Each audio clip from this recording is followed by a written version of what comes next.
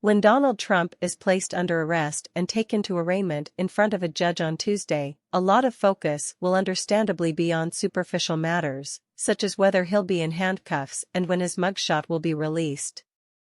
But the more lasting impact will come in the form of what restrictions the judge places on Trump at arraignment.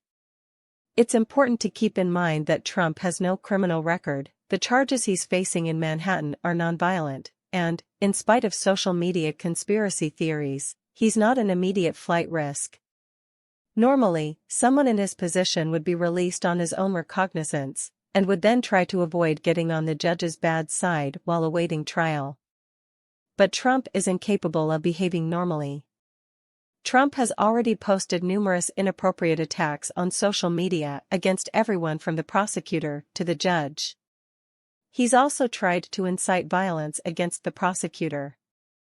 These are things you just can't do when you're a criminal defendant, and these are things that you do not get away with. The judge in the case knows what he's dealing with. He knows that he will likely end up having to use gag orders and other measures in order to get Trump to shut up about the case.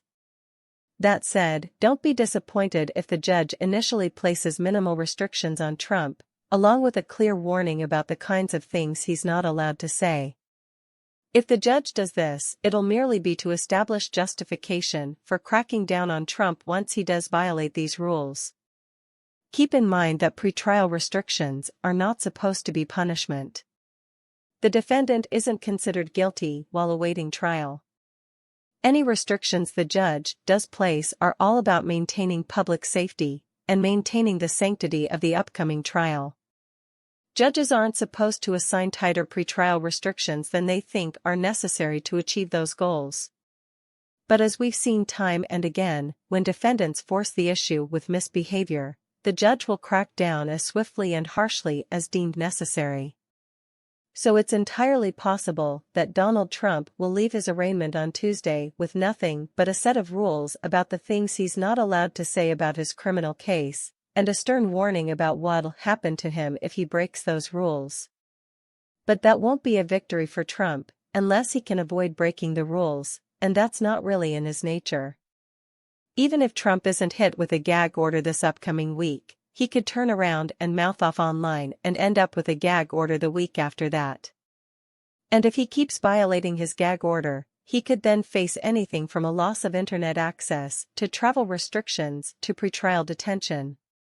The bottom line is that whatever restrictions Trump gets hit with on Tuesday, it'll be just a starting point, and those restrictions will ramp up quickly if his behavior deteriorates. More to the point, other than following the rules, there is nothing Trump can do about it. Pretrial restrictions are at the judge's sole discretion.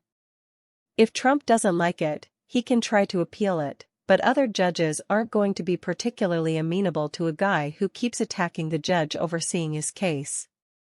As of Tuesday, Trump will essentially be owned by the judge in his case, through the end of his trial. It's a position that Trump has never been in before. And unless he pulls back on his behavior rather quickly, it's a situation that'll go very poorly for him.